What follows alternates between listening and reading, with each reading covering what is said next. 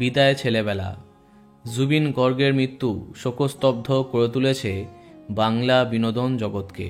সিঙ্গাপুরে scuba driving করতে গিয়ে মৃত্যু হয়েছে তার।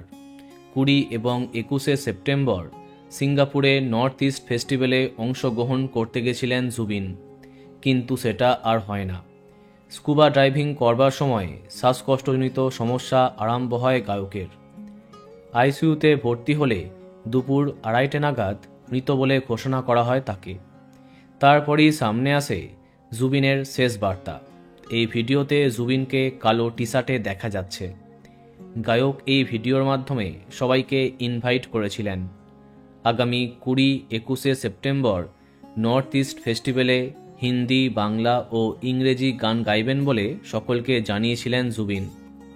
ভক্তদের আশ্বাস দিয়েছিলেন 2 দিন ধরে চলা এই অনুষ্ঠানে তিনি থাকবেন।